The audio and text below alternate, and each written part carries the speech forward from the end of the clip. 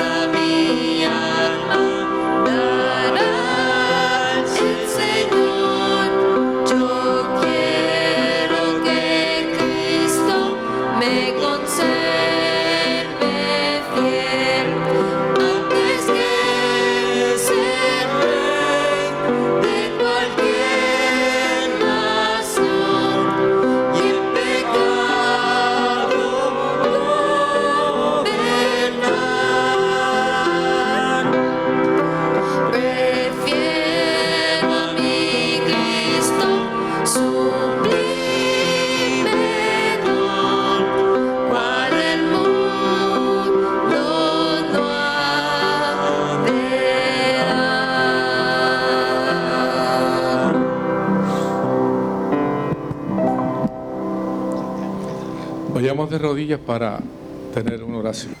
Padre amante de bondad, de misericordia, agradecidos de ti estamos, oh Padre, porque nos permites en tu día santo podernos reunir para alabar y glorificar tu nombre. Podernos reunir para agradecer por todos los bienes recibidos de ti, oh Padre. Bendice a cada hogar aquí representado, Padre Celestial. Bendice también a aquellos que están en sus hogares, oh Dios, que tu misericordia pueda alcanzarlos y que puedan en tu día estar en comunión contigo también, oh Padre. Bendice tu iglesia, la ancha faz de la tierra, Padre. Bendice al mundo en general, oh Padre. Tú sabes por situación en la cual estamos pasando, Dios. Pedimos que tú tengas misericordia de nosotros. En el nombre de Jesús te lo imploramos. Amén.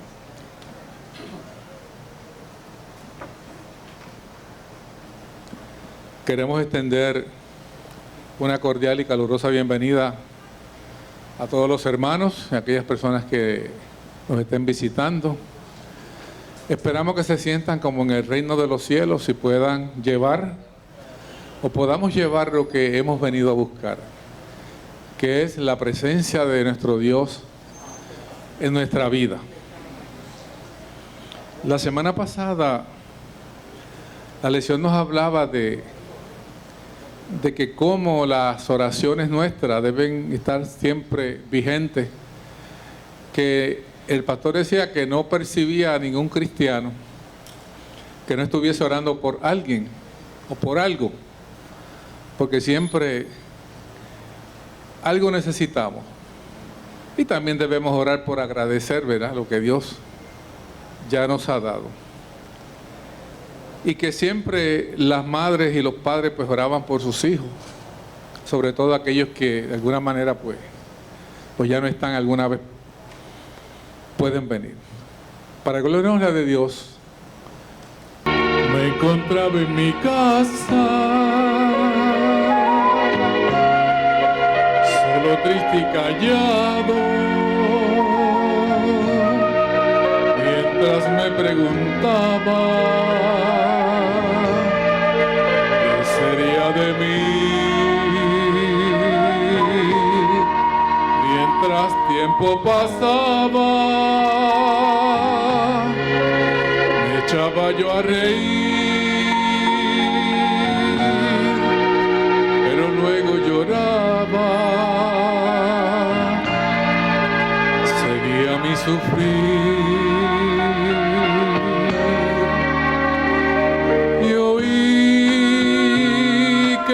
Tocaba en la puerta y abrí. Un señor con vestimenta destrozada me decía que todo el mundo lo rechazaba. Y al entrarlo yo a mi casa, él lloraba y me dijo: hijo mío, te doy gracias. Y sonreí, y él sonrió.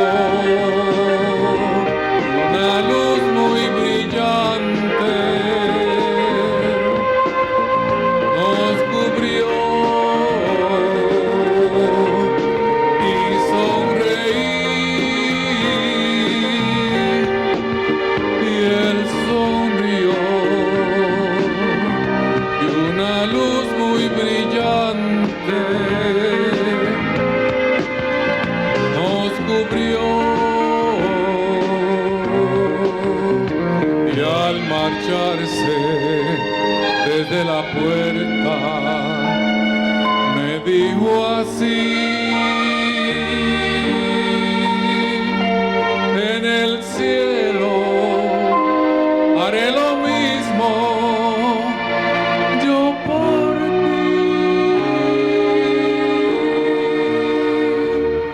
ti. Y comprendí que era Jesús el que había estado junto a mí, el que una vez en una cruz murió por mí. Y comprendí que era Jesús el que había estado junto a mí, el que una vez en una cruz murió por mí. Y comprendí que era Jesús el que había estado junto a mí, el que una vez en una cruz murió por mí.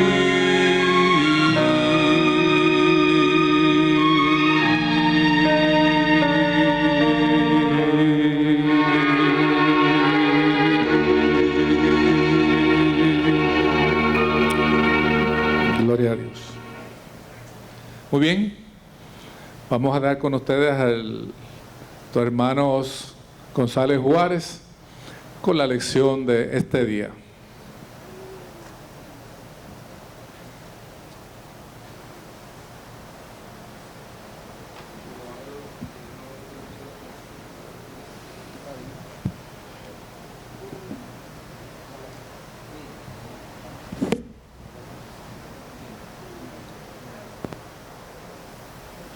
Hermanos, que Dios les bendiga. Feliz sábado.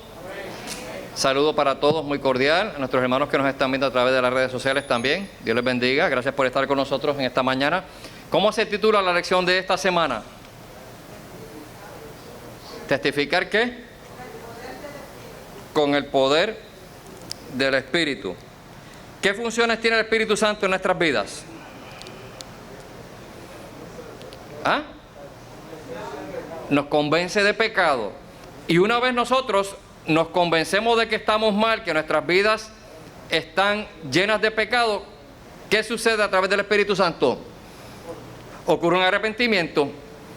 Y ese mismo Espíritu que me convenció me dijo, mira, pero es que estás mal, chico. Estás haciendo esto así, eso no se debe hacer así. Ese mismo Espíritu nos ayuda ¿a qué cosa?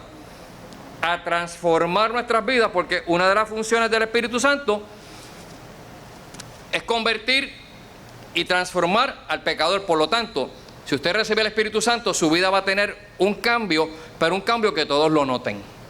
No un cambio que yo lo sienta nada más o que yo crea que estoy cambiado, sino un cambio que las demás personas puedan ver. El versículo de memoria de esta semana decía, cuando hubieron ¿qué cosa? ¿Qué tenían que hacer? Cuando hubieron orado, el lugar en que estaban congregados, ¿qué cosa pasó? Tembló. ¿Por qué? Por el poder del Espíritu. Y todos fueron llenos del Espíritu Santo y hablaban con valor, energía y decisión. No voy a usar de nuevo porque Nestalí nos dio un mini curso de denuedología la semana pasada, ¿se acuerdan? Y entonces ya sabemos lo que quiere decir esa palabra. Pero lo que el versículo nos está diciendo es que una vez ellos se entregaron, el Espíritu Santo los llenó ¿de qué cosa? De valentía, de decisión, de energía, de sabiduría, para que entonces ellos pudieran ¿qué? Hacer la labor que ellos querían, porque los discípulos jamás y nunca se imaginaron el poder que tenían las palabras de Jesús, que le dijo, ¿ir por dónde? Vayan por Samaria nada más y quédense en Jerusalén, no salgan de aquí, que esto es para nosotros. ¿Qué dijo Jesús? Id por todo el mundo. Pero ellos no tenían en su mente lo que era una misión global, porque su mente era finita, porque ellos no tenían el poder del Espíritu Santo para lograr las cosas que iban a hacer. Por eso fue que Jesús le dijo, me tengo que ir, pero cuando yo me vaya, ¿qué cosa? Vendrá el Espíritu. Y cuando el Espíritu fue derramado sobre la iglesia, ¿qué pasó? Entonces la iglesia se llenó de poder. Ahora yo me pregunto, primero, ¿estamos orando como debemos? Viendo en la situación en que estamos nosotros, estamos pidiendo el derramamiento del Espíritu Santo cada día para que podamos terminar esa obra que los discípulos comenzaron. La clave del éxito de la misión de los discípulos, ¿cuál fue? El derramamiento del Espíritu. ¿Cuál va a ser la clave en nuestra misión entonces? ¿Queremos acabar esta obra? ¿Estamos cansados de la cuarentena, de las enfermedades? Estamos cansados del hambre, de la miseria. No nos hemos recuperado de María. Ya hay un montón más sin casas otra vez por las inundaciones de la tormenta que pasó por aquí, que fue un rabo lo que pasó porque a nosotros no nos tocó la tormenta. ¿Queremos que Jesús venga? Pues tenemos que orar entonces por el derramamiento del Espíritu en la iglesia, para que la iglesia tenga ¿qué cosa? Poder. Y con ese poder lograr llevar el Evangelio de Salvación a muchas almas de tal manera que entonces Jesús nos pueda decir, ven, buen siervo fiel, ¿verdad? Sobre poco fuiste fiel, sobre mucho te pondré. Así que vamos a seguir con el repaso de la lección. Le voy a dejar a mi esposa la parte del domingo, Jesús y la promesa del Espíritu Santo. Buenos días, mis hermanos. Los discípulos estaban preocupados. Ellos sabían que pronto iban a separarse para siempre de Jesús. Jesús podía ver la preocupación en el rostro de sus discípulos. Y ahí es donde Jesús, tratando de consolarlos, les dice: os conviene que me vaya, porque si no me fuera, el Consolador no vendría a vosotros. Como cuando uno está tratando, ¿verdad?, de dialogar con el hijo y decirle: mira, no te puedo dar esto, pero te voy a dar esto que es mejor. Jesús estaba tratando de dar un poco de consuelo a los corazones afligidos de sus discípulos. Me tengo que ir, pero va a venir alguien que va a estar siempre contigo. ¿Y cuál era esa función de ese consolador? Juan 15:26 dice: cuando venga el Consolador, a quien yo enviaré, Él dará testimonio acerca de mí. Esa era la función principal del Espíritu Santo: dar testimonio sobre la vida y quién era Jesucristo, ¿verdad? Pero aparte de dar testimonio sobre quién era Jesucristo, ese Consolador tenía 3 funciones importantes. Tenía que convencernos a nosotros, al mundo entero, de 3 cosas. Tenía que convencernos de pecado, de juicio, de justicia y de juicio. Ustedes saben que yo leía mucho este versículo y hasta que no estudié plenamente y no me fui al comentario bíblico en esta lección, no lo había entendido, mis hermanos. Ahora me doy cuenta que yo lo había leído vez tras vez sin entender claramente lo que significa este versículo. Primero, ¿de qué nos iba a convencer? ¿De qué? De pecado. Yo tengo, el Espíritu Santo obra en alguna manera en nuestro corazón que yo tengo que decir: sí, yo pequé, sí, yo soy pecadora, sí, yo he fallado. Esa es la primera misión del Espíritu Santo en nuestros corazones. Cuando nosotros oímos un sermón y nos sentimos mal con nosotros mismos, no es el predicador, es el Espíritu Santo obrando en nuestros corazones. Aparte de pecado, ¿de qué nos convence? De pecado, de justicia. ¿Por qué? Porque una vez que yo sé lo que estoy haciendo mal, tengo que hallar la manera de hacerlo bien. Si soy ladrón, tengo que dejar de robar.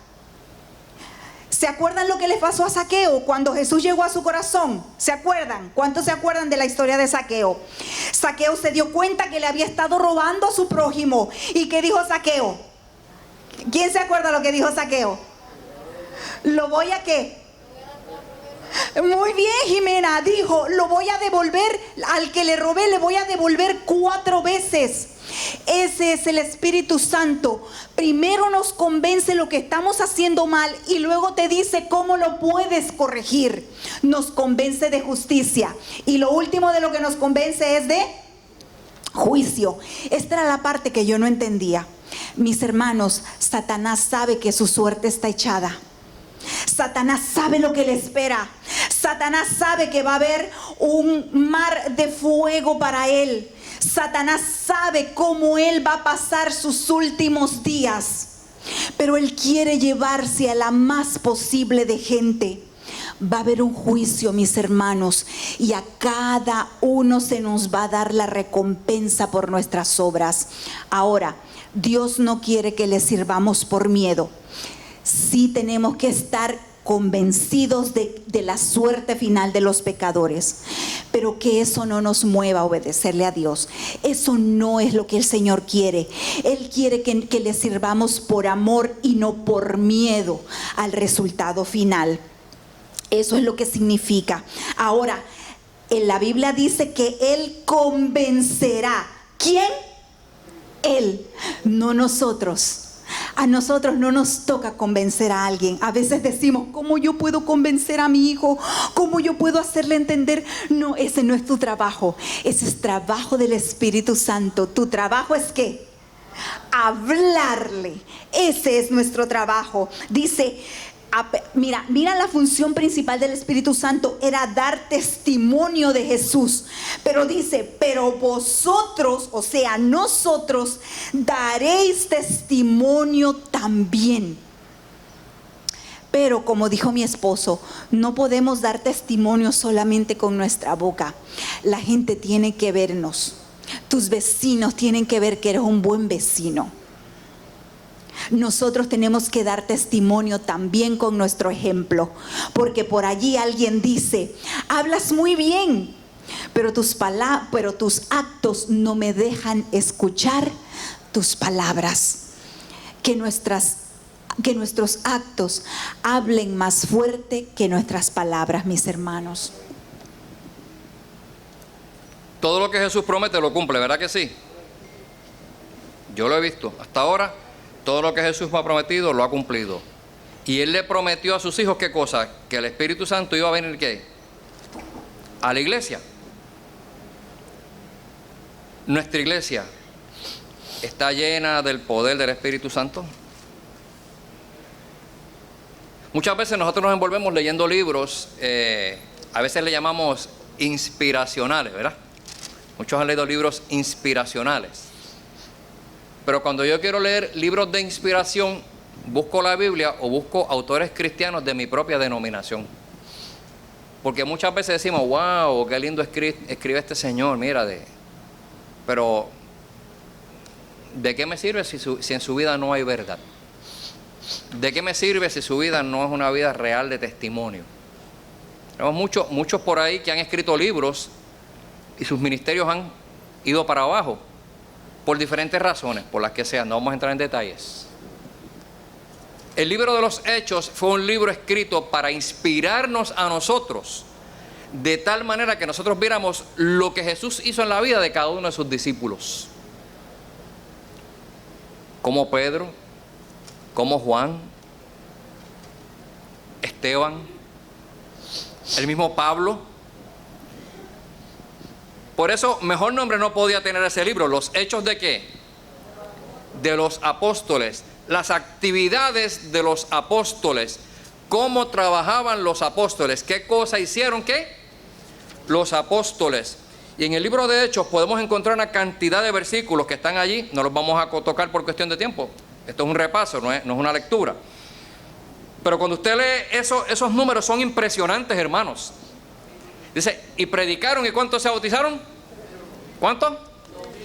2,000, 3,000, 5,000, en una campaña que hicieron como de un mes y pico, ¿verdad? ¿Cuánto tiempo duraban esas campañas? Un día. Un día. Ayer me estaba escribiendo un pastor, me dice, mira, voy a predicar por Zoom, y estoy predicando a otro país. Ora porque se están convirtiendo por docenas. Diariamente, cada noche, un pastor predicando desde acá por internet, docenas de personas convirtiéndose. Más de 15,000 personas lo están escuchando a la vez. Más de 15,000 personas escuchan a este pastor a la misma vez. Vamos a ser justos, vamos a decir que de esos 15,000, vamos a decir que la mitad se convierta. En una campaña de una semana estamos hablando de casi 8,000 personas. A lo mejor no llega a lo mismo de los discípulos, ¿verdad? Pero casi, porque son casi una tasa de 1,000 y pico por día. Hermanos, ¿por qué estas personas están llenas del poder de su espíritu? Este mismo pastor, aquí en Puerto Rico,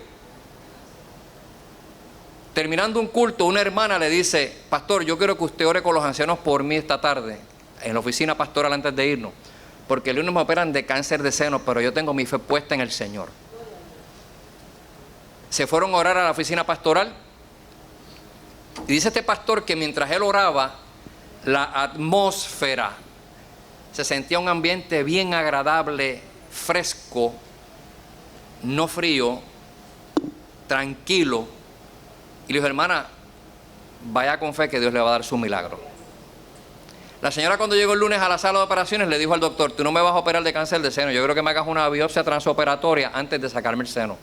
No, le dice, nosotros ya comprobamos que tienes cáncer, te hemos hecho 2 biopsias. Dice, no.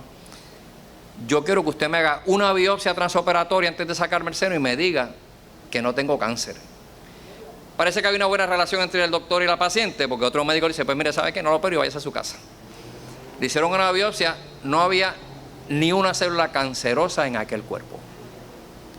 Hermano, el Señor tiene sus apóstoles, sus hijos llenos de poder hoy en día. La pregunta es, ¿somos nosotros de ellos? ¿Somos parte de ese grupo que proclama la verdad y que tiene el poder del Espíritu Santo? Porque el secreto de los apóstoles era ¿cuál? El poder del Espíritu Santo.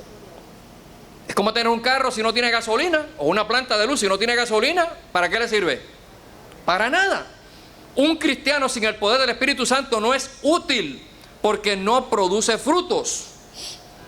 Dice la lección, casi al final, que la testificación es a menudo un esfuerzo ¿de qué? De uno a uno. Yo tengo que testificar una persona a la vez. Tengo que testificar a mis vecinos, a mis amigos, que ellos puedan ver que el poder transformador del Espíritu Santo ha hecho algo en mi vida. Porque yo no puedo decir que soy cristiano y mi vecino ver otra cosa. Yo no puedo tener hechos en mi vida fructíferos, hechos de salvación, si el Espíritu Santo no mora en mi vida. Por lo tanto, tenemos que orar cada día más para que nuestra iglesia sea llena de ese poder y podamos testificar por Jesús. El libro de Hechos nos cuenta maravillosas historias de conversiones, pero la lección del martes comienza hablándonos de un episodio bien triste, y es el apedreamiento de Esteban. Pero tú sabes que mientras Esteban estaba siendo apedreado, allí había una persona cuyo corazón fue empezado a tocar por ese evento trágico. ¿Sabemos de quién estamos hablando? De Pablo. Pablo estaba presente, y dice el espíritu de profecía que a causa de ese hecho el espíritu de Pablo fue tocado. Dios empezó a obrar en el corazón de Pablo. Cuando nos pasen tragedias, ¿cuál va a ser nuestra actitud? ¿Estaremos viendo más allá como Esteban, viendo los cielos abiertos, viendo la gracia de Dios? Perdón. Quizá obrando un milagro, quizá utilizando una desgracia para salvación mía o para salvación de otro. También se nos habla de Felipe, de cómo Felipe fue milagrosamente llevado.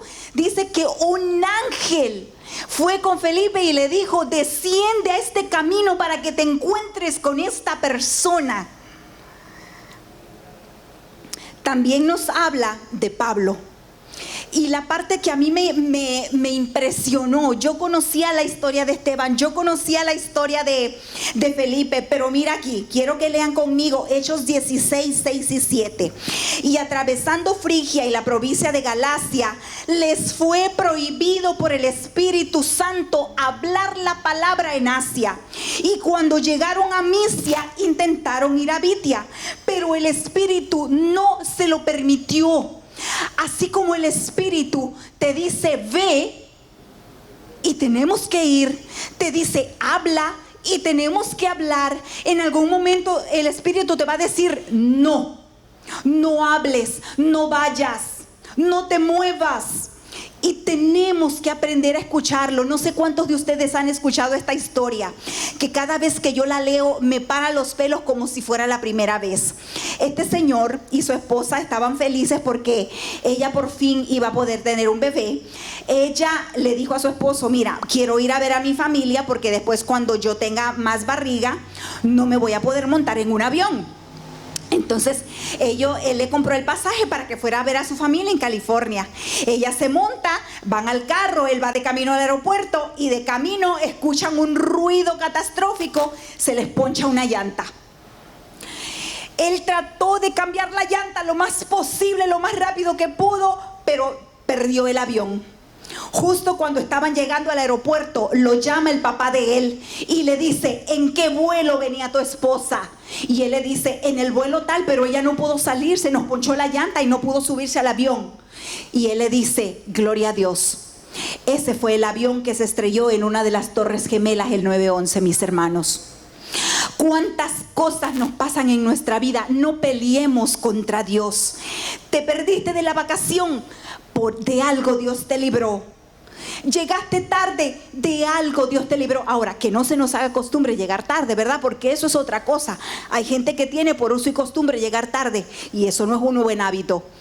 Pero ese día te pasaron cosas. No pelees. El Espíritu Santo te está librando de algo. Si el Espíritu te dice: no vayas, no vamos, mis hermanos, quedémonos tranquilos. Y esa fue la parte que a mí más me impresionó del martes.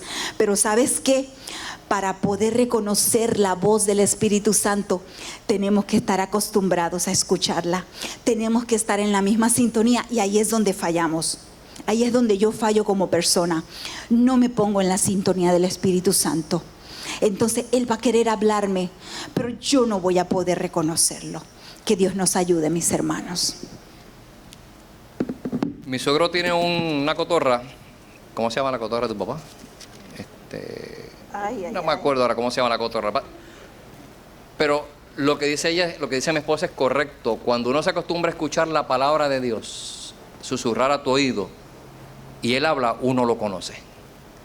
El lorito de mi suegro se pasa por el lado y le dice: ven, cotorrito, y le da el nombre y le pone la mano, y el cotorrito viene y se trepa. Un aparato como así.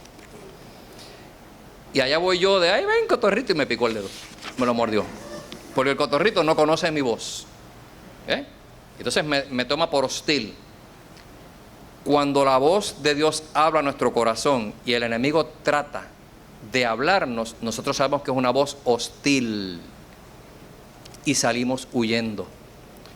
Pero cuando le damos más tiempo a la voz del enemigo que a la voz del Señor, tenemos problemas. Y eso pasa muchas veces con la cuestión del estudio de la palabra. La lección del miércoles se titula: El Espíritu, la palabra y la testificación. ¿Quién inspiró la palabra de Dios? El Espíritu Santo inspiró a estos hombres para que pudieran escribir ¿qué palabras? Las palabras de Dios. En un lenguaje sencillo, pero la palabra de Dios. Y hoy en día nosotros tenemos muchas personas que tuercen la palabra de Dios para lo que a ellos les conviene y para lo que ellos quieren que diga. Y allá van muchos leyendo y dicen: ah, sí, el hermano tal dijo tal cosa y está en la Biblia, yo lo creo. Sí, pero hermano, acostúmbrese, no sea vago. Léase los versículos anteriores y los versículos después para que coja el sentido, la esencia del pensamiento. Porque muchas veces nos ponemos a leer pensamientos que a lo mejor dicen: ah, mira, me cayó como el horóscopo. A los que leen el horóscopo dicen: ah, mira, hoy tendrás un día agradable y salió el sol y no te pasó nada. Ah, mira, ¿verdad? Tuvo razón, tuvo un día agradable. Y ahí le va. Pero cuando nosotros conocemos la palabra de Dios, hermanos, no hay forma que nadie nos engañe. Por eso los apóstoles no pudieron ser engañados, porque ellos sabían que el Espíritu Santo había inspirado las escrituras del Antiguo Testamento, que era lo que ellos conocían, los profetas y la ley, y no le daban cabida al corazón. Ayer en la lección de jóvenes de esta semana, estamos hablando mis hijos y yo de eso. Muchas personas tienen la tendencia a añadir y a quitar cosas de la palabra de Dios. Los judíos hacían eso, los rabinos. Ellos se encargaron de ponerle 20 trabas a la ley de Dios, cosas que a nosotros nunca se nos ocurriría. No puedes caminar X cantidad de pasos. A mi casa iba un muchacho que era adventista. Después de adulto se le quemaron las neuronas y se volvió judío.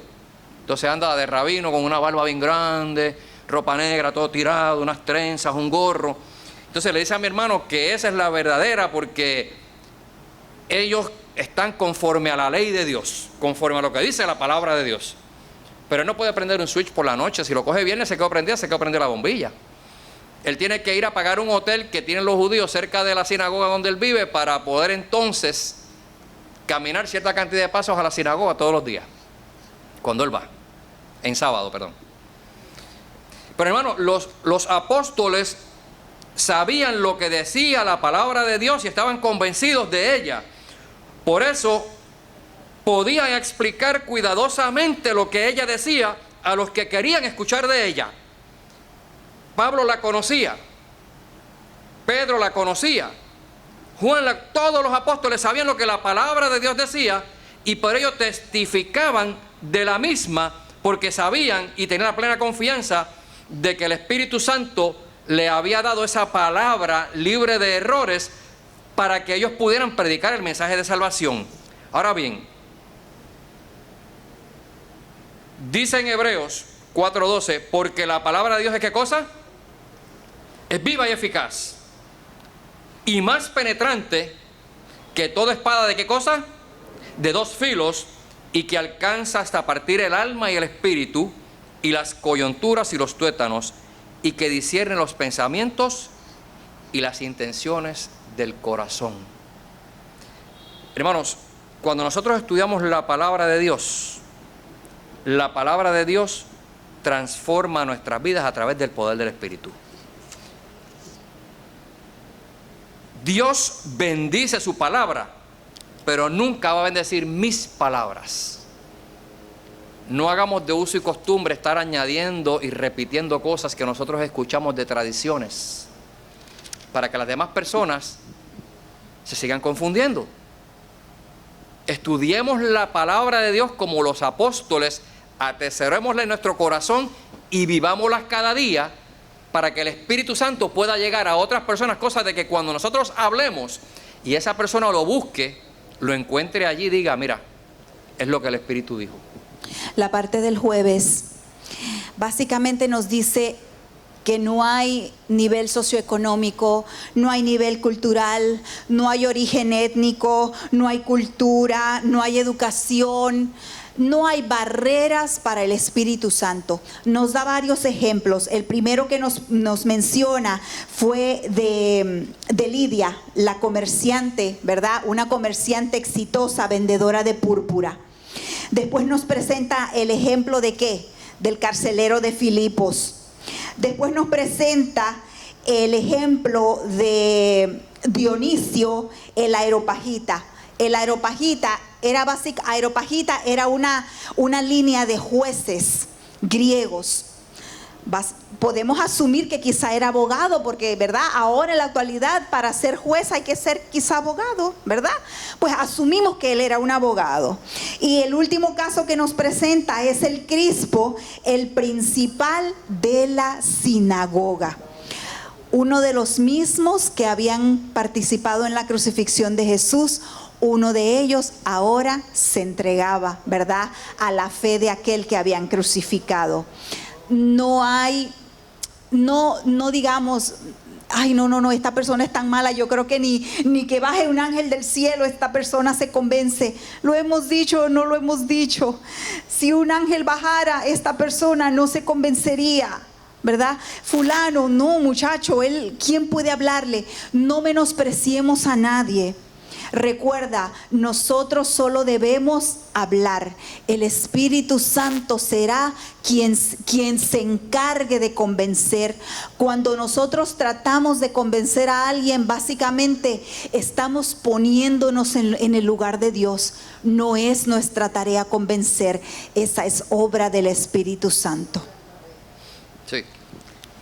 Yo voy a terminar el repaso de la lección con una sola pregunta que está aquí al final del viernes. ¿Por qué la Biblia es tan crucial? Es un componente tan crucial de nuestra fe y nuestro testimonio. ¿Por qué la Biblia es un componente vital de nuestra fe y nuestro testimonio, hermanos? Es la palabra de Dios que tiene poder y que es el sustento de nuestra fe. Como decía Jesús, porque escrito está. Y con eso pudo vencer al enemigo. Nosotros tenemos esa capacidad porque Jesús lo hizo como humano para mostrarnos que nosotros podíamos hacerlo. Quiera Dios que estemos dispuestos a estudiar la palabra de Dios, a orar por el derramamiento del Espíritu Santo y que el Espíritu Santo descienda a nuestras vidas para que pueda lograr ese cambio tan importante y que podamos terminar este mensaje, cosa de que el Señor venga y pronto estemos con Él por siempre. Que Dios les bendiga. Buenos días, hermanos. Entonemos con el piano el himno 14. Engrandecido sea Dios. Todos de pie.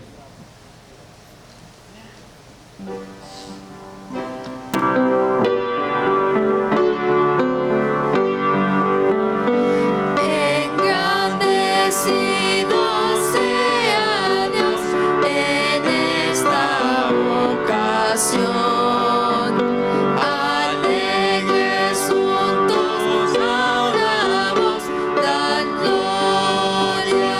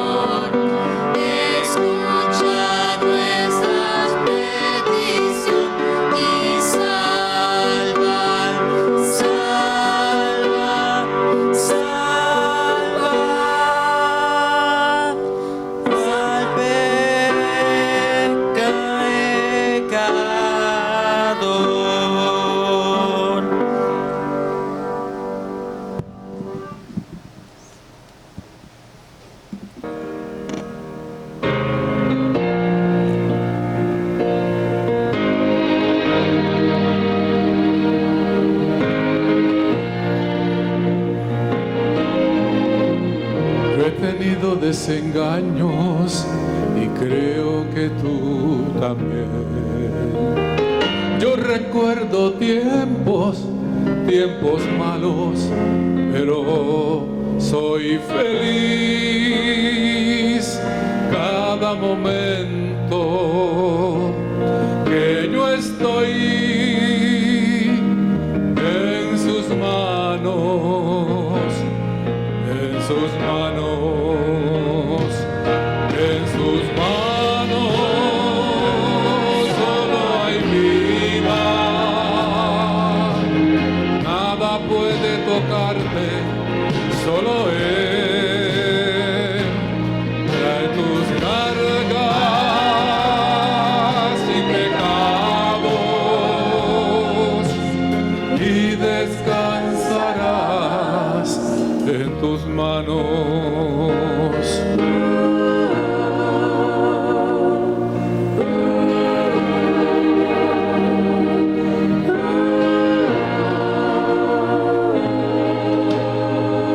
Yo tendré mis problemas y creo que tú también, pero podremos salir adelante tú y yo. En sus manos siempre habrá fortaleza.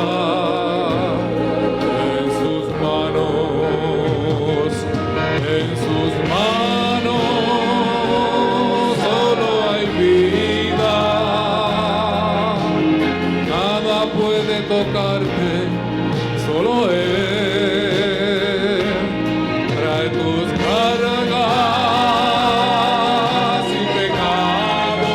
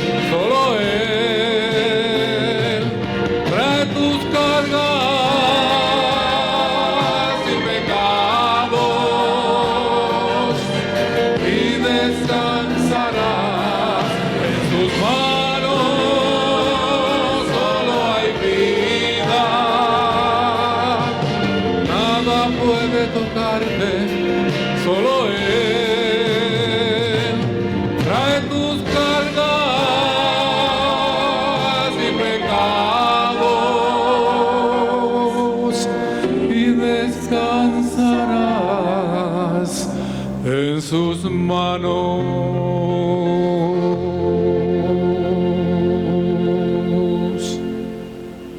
Muy bien, dejamos con usted a nuestro hermano José Ibarra. José Ibarra, que va a tener el mensaje de este día. Atentos pues a nuestro mensaje de hoy.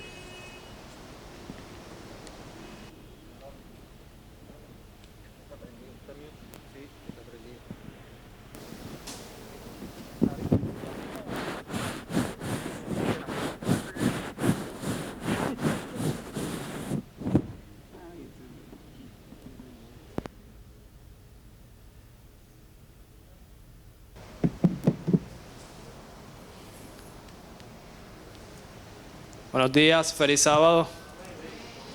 ¿Cuántos estamos contentos de estar en la casa del Señor? Quiero darle la bienvenida a todo aquel que se ha llegado a este lugar. Hacía mucho tiempo que no me paraba aquí, ¿verdad? Este asunto de la pandemia, pues, nos ha hecho coger un poco de moho, como dice uno.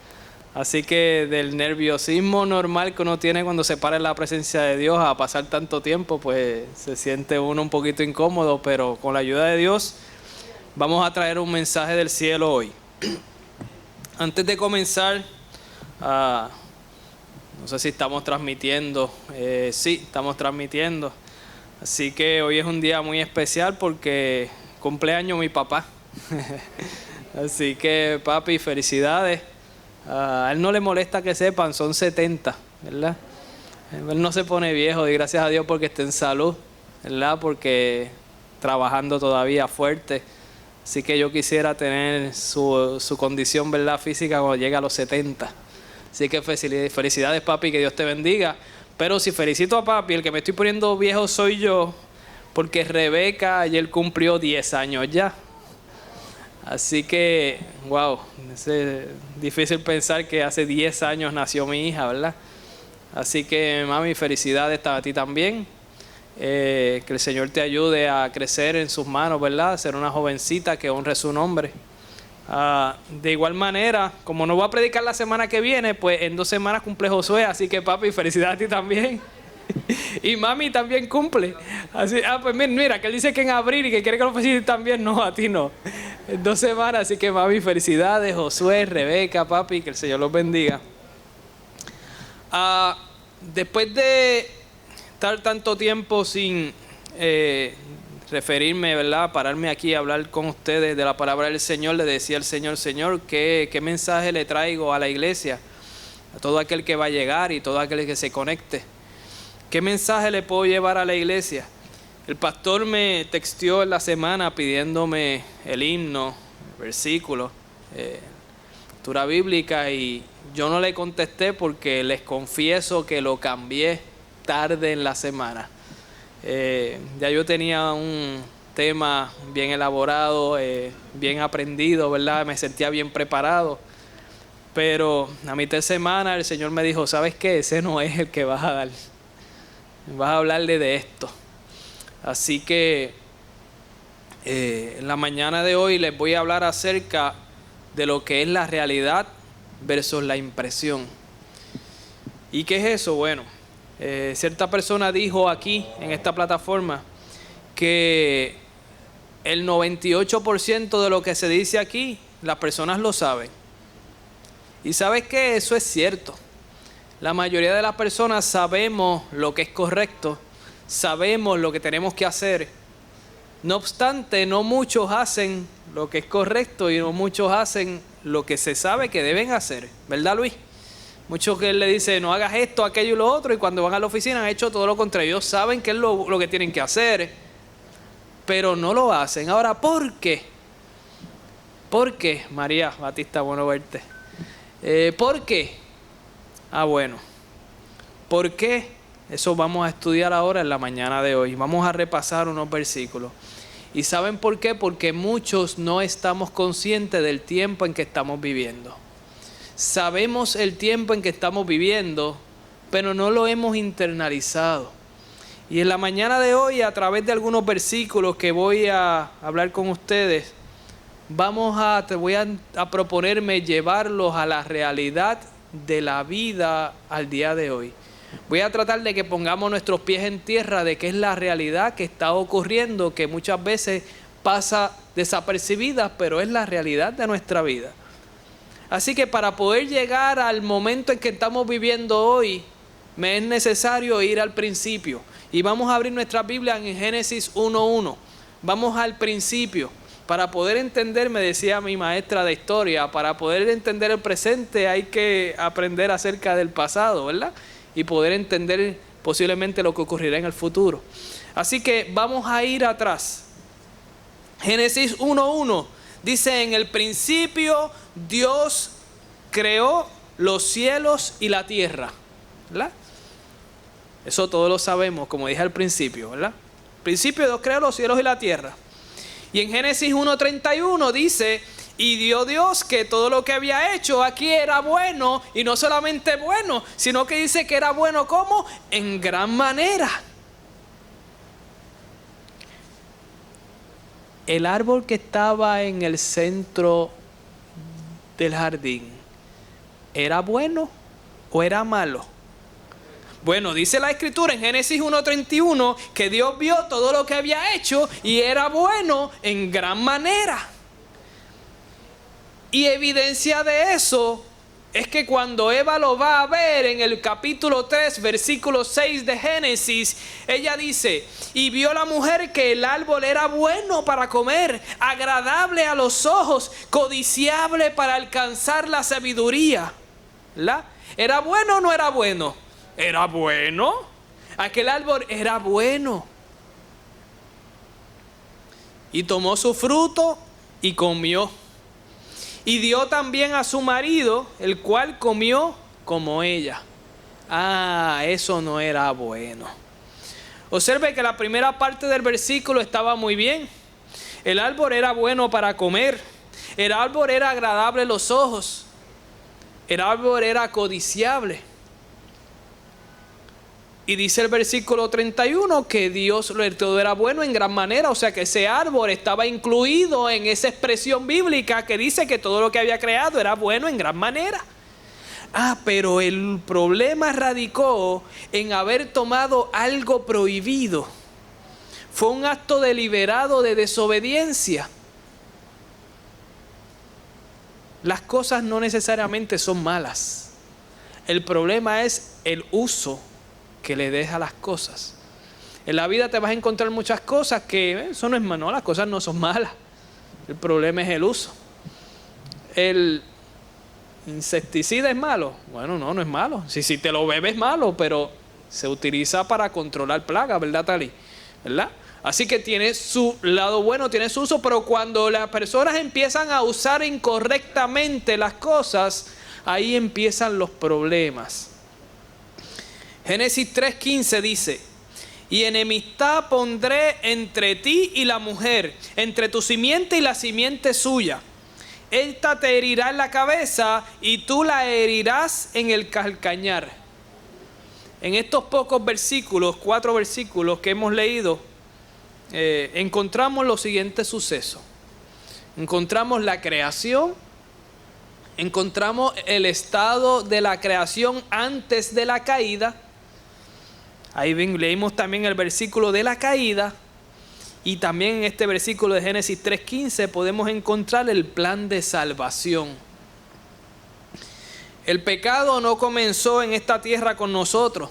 Sabemos que Satanás triunfó en el cielo y arrastró una tercera parte de los ángeles con él. Ahora, no prevaleció, dice las Escrituras, en el cielo, y fue echado a tierra. Así que Satanás dice: ya que no pude prevalecer allá, ahora voy a atacar a algo que es importante para Dios. La Biblia dice que el hombre fue hecho a imagen de Dios, a semejanza de Dios. Adán era especial. Adán fue hecho para la gloria de Dios. Los ángeles fueron llamados a la existencia, pero Adán fue creado por Dios por sus propias manos. Cualquier intento de alejar a Adán de su relación con Dios heriría a Dios en su propio corazón, porque al tocar a Adán, Satanás estaba atacando a lo más preciado de Dios, que somos nosotros. Tú eres preciado para Dios. Hay un himno que dice que nosotros somos la niña de los ojos de Jesús, ¿verdad? Y yo no sé, a ustedes se le cae algo dentro de un ojo y usted le molesta y usted quiere sacárselo, ¿verdad? O sea que cuando alguien toca a José Ibarra, es como si le metiera el dedo en un ojo a Dios. Gloria a Dios por eso. Porque nosotros somos criaturas suyas, le pertenecemos. Ahora bien, el plan de Satanás era conseguir que Adán y sus descendientes se unieran en su rebelión contra Dios. Los argumentos: si la ley de Dios no puede ser cambiada, entonces su penalidad tampoco puede ser remitida. O sea que va a haber, los transgresores deben morir para siempre y no merecen el favor de Dios. Esa era la ley. Porque la ley era clara, que dice que la paga del pecado era la muerte. Una raza pecadora podría entonces quedar sin redención ninguna y por derecho le pertenecerían ¿a quién? A él, a Satanás. Ese era su plan. Además de ese plan, él había hecho ciertas acusaciones, que Dios requería el renunciamiento a uno mismo, pero que él mismo no estaba dispuesto a renunciar a nada. Que Dios lo había tratado injustamente a él y que le había honrado más, a Jesús. Le prometió a los ángeles que cuando se liberaran de la ley de Dios, oye, que tanta gente habla de la ley, que no estamos bajo la ley, que estamos bajo la gracia. Y que pueden hacer todo lo que les da la gana porque estamos bajo la gracia y no estamos bajo la ley. Oye, cuidado, ¿verdad? Cuidado, eso lo estamos aprendiendo, ¿verdad, David? Estamos aprendiendo eso, cuidado. Igual que como hizo con Eva, le prometió: oye, es que cuando comas del fruto tus ojos serán abiertos y serán como Dios, sabiendo lo que es bueno y lo que es malo. Oye, es que todas las tentaciones vienen de forma bonita. ¿A quién no le gusta ser como Dios? Serán abiertos vuestros ojos. ¿A quién no le gusta que sus ojos sean abiertos? A todos. Oye, es que el enemigo te va a poner las cosas bonitas, lindas. Él se pasa todo el tiempo planificando la tentación perfecta para ti. La tuya no es la mía, pero él lo sabe. Él sabe dónde tú vas a caer. Sabe cuál es tu punto débil. Cuando Adán pecó, se presentó una situación muy seria en el cielo para Dios. Era una situación muy difícil en el cielo para Dios. Significó que el hombre y esta tierra ahora estaba del lado de Satanás. Significó que no había un proceso natural o lógico que pudiera salvar al ser humano. Así que todos ellos estaban condenados a la muerte por el pecado. Significó que Satanás no solamente tenía con él la tercera parte de los ángeles del cielo, sino a toda la raza humana. Significó que Satanás ahora no tendría control solamente de los ángeles, sino de toda la tierra y de sus moradores. Había una opción, decía Satanás, que Dios cambie su ley imperfecta, mala, que Dios la cambie. Así que si Dios cambia su ley y la paga del pecado no es muerte, entonces Él va a poder perdonar a esas personas y se puedan salvar. Y Él podía demostrar al resto del universo que Dios estaba equivocado y que su argumento era cierto, que la ley era imposible de cumplirla. Entonces el resto del universo dudaría de Dios y Satanás podría estar en lo correcto y Dios equivocado. Destruiría el hombre a Dios. Era una situación seria, ¿sabe? El pecado siempre provoca situaciones serias. Cuando decidimos deliberadamente alejarnos de Dios o simplemente no aceptarlo, porque no hay un punto medio, usted no decide estar del lado de Satanás, no. Por default, si usted no acepta al Señor, usted automáticamente está en la cancha del enemigo. Génesis 3:15. Y allí en el jardín del Edén, Satanás molestó a Dios y le dijo: veré cómo sales de esta. Pero Dios le respondió con Génesis 3:15 y le dijo: enemistad pondré entre ti y la mujer, entre tu simiente y la simiente de ella. Esa era la señal de que aquella guerra había comenzado. El gran programa del rescate al hombre también había comenzado. Dios tenía que rescatar al hombre y liberarlo de Satanás. Dios vindica su carácter ante todo el universo y demostraba que la ley de Dios era posible seguirla. Dios debe preparar al hombre para poder entender estas verdades. ¡Ja! ¿Pero cómo lo hace? El hombre no puede ver a Dios. No podía ver a Dios. Tampoco podía ver a Satanás. No puede tampoco ver a los ángeles. No puede entender qué es el pecado, qué fue lo que ocurrió, qué significaba la salvación.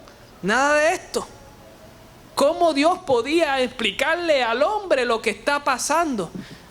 Hoy día ese es el reto de muchos de nosotros. ¿Cómo podemos llevar a las personas a poner sus pies en tierra y entender la realidad de este mundo? ¿Cómo Dios se lo explicaba? Dios le dio varias lecciones al hombre. La primera fue el sacrificio. Las ovejas, ¿verdad? La ofrenda quemada. ¿Y qué significaba aquello? Bueno, significaba que en un momento dado que el primer sacrificio se hizo en el cielo, aquella primera oveja tuvo que morir. Y dice que su piel sirvió para abrigo de Adán y Eva. Y mediante aquel acto el Señor le estaba mostrando cuál era que iba a ser lo necesario. Necesitaba que uno muriera por su pecado. En aquel momento aquella oveja murió por los pecados de Adán y Eva. Pero esto señalaba un acto más grandioso aún. Aquel cordero que estaba siendo sacrificado, que su sangre se derramaba, porque decía la ley que sin derramamiento de sangre no había remisión de pecado.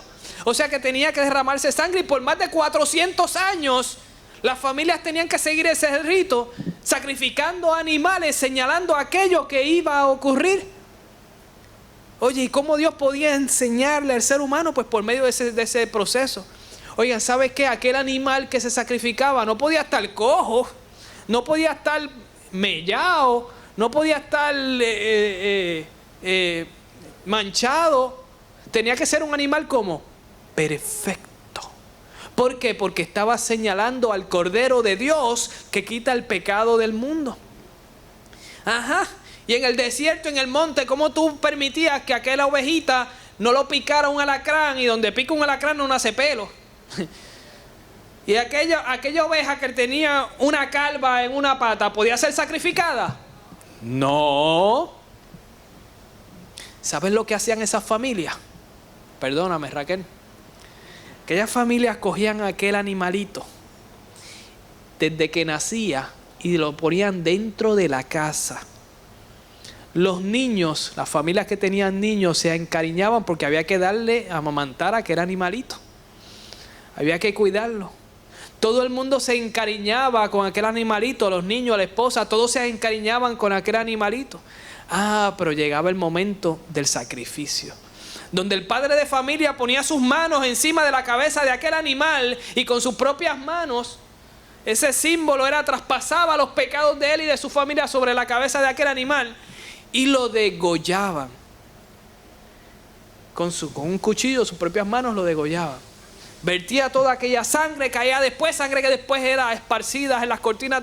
Pero la parte que le quiero decir es que difícil era entender para la familia, sobre todo para los niños aquellos. Qué difícil era poder comprender por qué aquel animal tenía que morir por mis pecados. Era fuerte, era duro, era la única forma que el Señor podía darle, aunque sea un alivio a las personas, de lo que iba a ocurrir 400 años después, cuando su propio Hijo iba a venir como Cordero a morir por nuestros pecados para que nosotros pudiéramos vivir y tener vida eterna. En ese tiempo el asunto fue fuerte. Satanás golpeó al hombre de todas maneras y formas. La cautividad en Egipto, el diluvio, la experiencia del becerro de oro, la cautividad en Babilonia, en Asiria. Todo parecía que el diablo había vencido. Las cosas se pusieron tan malas en aquel momento que Elías preguntó si había, ¿verdad?, alguien, uno más que pudiera. Se creía que este era solo el que adoraba al Señor. Aquello estaba tan difícil que Elías dijo que solo quedo yo. Y Josué me pregunta: papi, nada más quedaba él. Papi, sí, nada más él. Había uno, como decía su lección de esta semana. Y yo decía, ¿sabes qué? Él no lo sabía, pero habían 7,000 más que estaban firmes adorando al Señor. Tú no estás solo. Habemos muchos que adoramos al Dios verdadero. Habemos muchos que queremos servirle al Señor. Tú no estás solo, no eres el único. El deseado de toda la gente. La página 24 dice: al apartarse los judíos de Dios, la fe se había empañado y la esperanza casi había dejado de iluminar lo futuro. Las palabras de los profetas no eran comprendidas. Para las muchedumbres, la muerte era un horrendo misterio. Más allá de todo, era una incertidumbre y lobreguez. No era solo el lamento de las madres de Belén, sino el clamor inmenso del corazón de la humanidad, el que llegó hasta el profeta a través de los siglos. La voz oída en Ramá, grande lamentación y lloro y gemido. Raquel llora a sus hijos y no quiso ser consolada porque perecieron. O sea, aquello era una total incomprensión de lo que estaba ocurriendo realmente. Parecería que Dios estaba perdiendo la batalla. Pero Gálatas 4:4-5 nos dice algo diferente. Gálatas 4:4-5 dice: mas venido el cumplimiento del tiempo, ahí está en marcha el plan de salvación.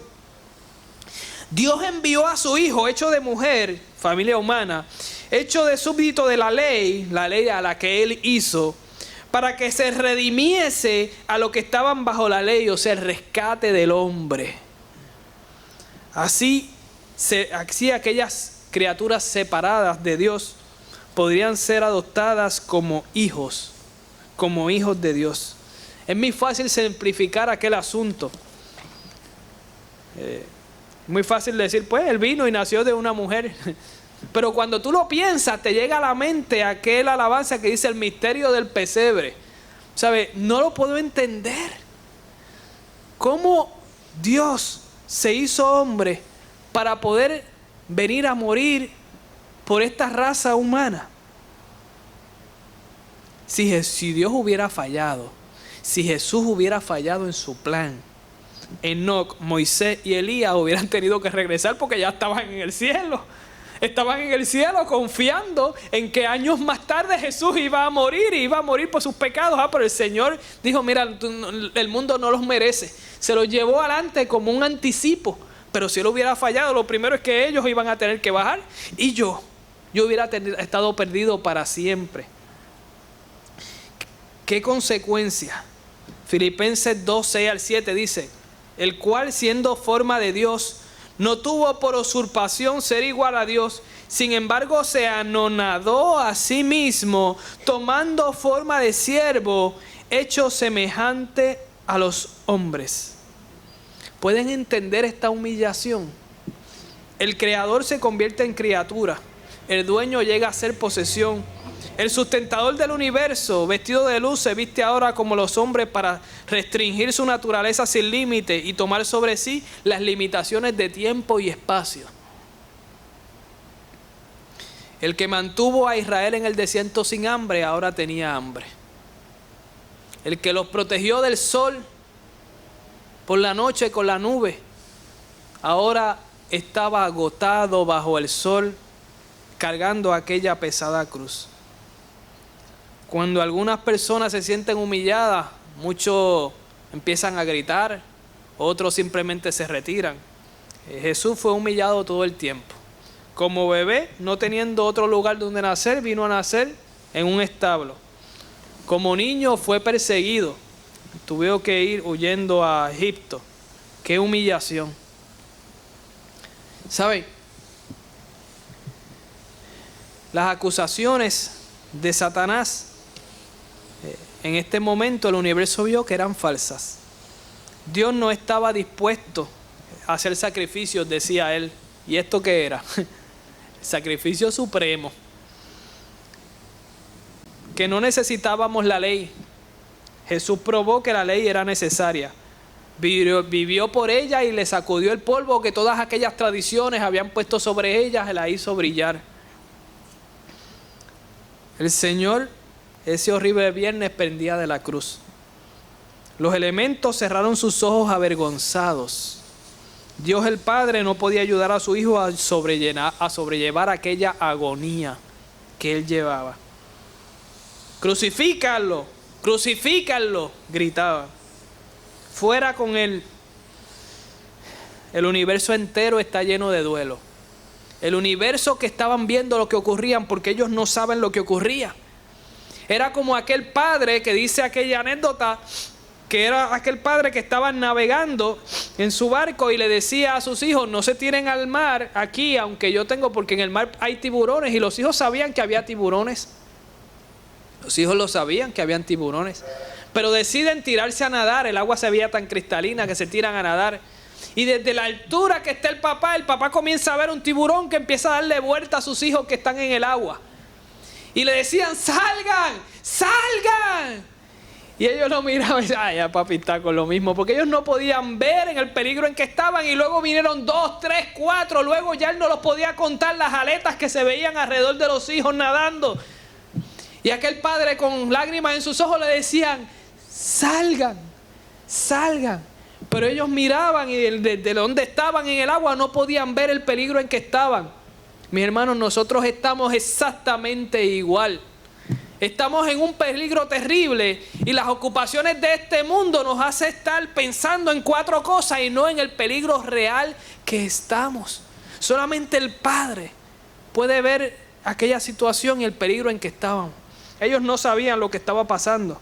Humillación, lo crucificaron, pero aquel sábado fue un día de duelo. El Salvador estaba en la tumba. Al fin el hombre era posesión, ¿verdad? Una hueste de demonios estaba allí alrededor de aquella tumba. Él estaba celebrando. Él creía que había vencido. El universo ahora entiende que el carácter de Dios había sido vindicado. Los moradores de la tierra no lo sabían, pero el universo entero ya había visto que el carácter de Dios había sido vindicado. El precio había sido pagado. Ese domingo Dios llamó a Gabriel y le dijo: Gabriel, baja y dile a mi hijo que vuelva a casa. Por 33 años mi hijo estuvo lejos del hogar, pero dile que ahora puede volver a la casa. Se ha tendido ahora un puente, el sumo pontífice entre el hombre y Dios se llama Jesús. Cualquiera que ostente ese puesto está cogiendo algo que no le pertenece. Dile a Jesús que venga. Gabriel voló como nunca antes. Y voló deprisa a llegar hasta aquella tumba. Y dice que tan pronto tocó el piso, un terremoto se movió. Dice que aquella piedra fue retirada de allí como si fuera sido un pedazo de pan. Gabriel estaba loco por decirle a Jesús: vuelve a casa. El sacrificio ha sido aceptado. La raza humana ahora tiene una oportunidad de poder vivir. Ya tú has muerto por sus pecados, por el todo de ellos. Así que ellos podrán tener la oportunidad de la vida eterna. Por primera vez en 30 años Jesús se dirige a las puertas celestiales. Antes de encontrarse con sus discípulos, él tenía que averiguar si su sacrificio había sido aceptado.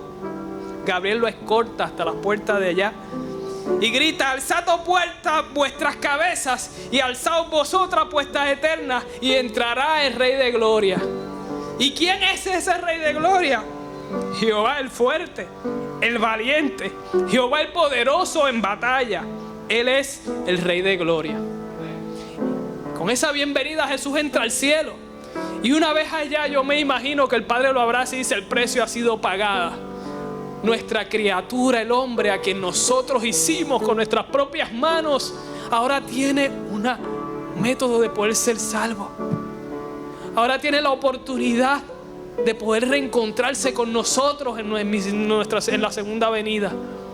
Ahora había un puente, ahora había oportunidad, esperanza. Y yo me imagino aquel abrazo entre el Padre y el Hijo. El Rey de Gloria había pagado el precio para que tú y yo pudiéramos ser salvos. Pero lamentablemente hoy estamos pensando en 4 cosas y no vemos las cosas con la mentalidad espiritual. Los tiburones, el diablo, dice la Escritura, que anda como león rugiente buscando a aquel devorar, y nosotros entretenidos en cuanta bobería nos encontramos. Ahora te hablo a ti que has llegado a la mañana de hoy. Quiero que empieces a ver realmente en el peligro en que estás y te aferres de Jesús. Que no importa lo que esté pasando a tu alrededor, aférrate de Jesús. No permita que tu fe se quebrante. A ti que me estás viendo que por las razones posiblemente médicas no te conviene exponerte con esta bendita pandemia que nos está azotando, te digo, está bien, cuídate, pero no permitas que tu fe falle.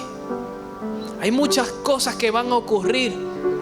Las que son madres, que posiblemente los muchachos las tienen hartas, ¿verdad? Imagínate, 24 horas todo el día en la casa. No te preocupes. No dejes que tu fe falle. Aférrate de Jesús. Pronto esto pasará. Vas a poder estar aquí otra vez. Aférrate de Jesús. A ti que has estado por 3, 4 meses ya cogiendo estudios bíblicos conmigo. La parte más difícil de todo esto no es la doctrina la estás aprendiendo, la estás entendiendo. La parte de todo esto es poner los pies en tierra y entender realmente en qué posición estoy, en qué peligro estoy. ¿Qué va a pasar si yo no tomo el paso? Debes tomar el paso. Debes empezar a mirar las cosas de una manera espiritual y no de una manera carnal. Las cosas son cosas. Este mundo va a pasar. Con la alma en mi mano te digo de que empieces a ver las cosas de una manera espiritual y que tomes en algún momento el paso de unirte al pueblo de Dios. En un momento dado, hace algunos sábados atrás, un pastor que invitó al pastor Lidio Moreta dijo que esta pandemia podía ser una estrategia del enemigo para alejar las almas que no han tomado el paso y atraparlas y que mueran y nunca más tengan la oportunidad. Pues sí. Yo creo que sí. Es más, en mis oraciones están personas que están cogiendo estudios conmigo que yo digo, Señor, protégemela. Protégemela de que no se me enferme. Porque sabemos que después de cierta edad, si este virus coge a uno, este asunto coge a uno, no podemos tapar el cielo con la mano. Es una posibilidad real de muerte. Y yo digo, Señor, protégemelos, que este virus no me los agarre a ninguno antes de que den el paso. Que den el paso. Que puedan aceptar su sacrificio. Esa es la realidad en que vivimos. La mañana de hoy yo espero que con estos pocos versículos que por el tiempo le di un corte grande, tú puedas entender cuál es la realidad de tu vida. Cuál es el peligro. Dice que aquel padre, cuando vio aquellos tiburones que ya no había opción, comenzó a cortar sus manos para crear sangre y tirarse del barco, porque era la única manera que los podía salvar. Aquellos animales tan pronto olieron sangre, su naturaleza se transformó, se pusieron agresivos y destrozaron de aquella manera a aquel padre. Pero era la única manera en que aquellos hijos podían salvarse, así lo hicieron. Viendo aquellos salieron, nadaron, se pusieron a salvo, pero ya no podían hacer nada. Ya el Padre había dado su vida por ellos, para que ellos pudieran vivir. De la misma manera el Padre Celestial te dice, estás en peligro, estás en peligro. No dejes que tu fe falle. Sal de donde estás. Olvídate de estas cosas que tu mente te ocupan. El trabajo es necesario, hay que hacerlo si yo no puedo mantener mi familia, pero eso no puede ser todo para mí. Eso es simplemente un método para mantener a mi familia. Lo importante para mí es que mi familia vaya al cielo. Lo importante para mí es que aquellas personas que le hablamos puedan tomar el paso. Lo importante para mí es verlo a cada uno de ustedes en el cielo. Que el Señor les bendiga. Que en la mañana de hoy, si usted pudo entender el peligro en que realmente estás, que estamos viviendo en los últimos días, yo quiero que te pongas de pie porque yo quiero orar por ti. Yo quiero orar por ti. Si tú estás en tu casa, ponte de pie también. Ponte de pie. La estrategia favorita del enemigo es entretenernos en muchas cosas para que nos olvidemos de las cosas espirituales. Señor y Padre que estás en los cielos, alabado y glorificado sea tu nombre. Oh Señor, me hiciste cambiar el tema. Sí, tema fuerte. Oh Padre, pero quiero darte gracias a Dios porque al menos todos los que están aquí están de pie entendiendo el peligro en el que están. Oh Padre, yo quiero que nos demos cuenta, que aquellos que nos están viendo también por el asunto puedan darse cuenta del peligro en que estamos viviendo, de la importancia de agarrarse de ti, de estudiar su lección, de leer, de aferrarse a ti, de imitar tu carácter, de poder echar el yo a un lado. Oh Padre, eso no es fácil, por eso quiero orar por cada uno de ellos, por mí, por cada uno de los que nos están viendo también por el televisor. Oh Padre, ayúdanos, danos la valentía, echar a un lado todo aquello que nos aparte de ti. Nosotros sabemos lo que es. Ayúdanos, Señor, a echar a un lado, a poder enfocarnos, a poder echar a un lado las distracciones y poder mirarte a ti, que todas las acciones en nuestra vida estén dirigidas a agarrarnos de ti, a salvar nuestros hijos, a salvar nuestra familia, a hablarle de ti a otros, a testificar de tu nombre, oh Señor. Padre, danos fuerzas para poder hacerlo. Confiamos en que así será, porque esto sí es cierto, no es una batalla de sangre ni carne, pero es una batalla contra un enemigo vencido. Oh Padre, danos la victoria sobre él, oh Señor. Lo pedimos, oh Padre, no porque haya méritos en ninguna de nosotros ni en mí. Me siento honrado en que me utilices a hablar de tu palabra, pero, oh Señor, lo pedimos en los méritos de Cristo Jesús, para el que sea la gloria y la honra. Amén, Señor. Amén.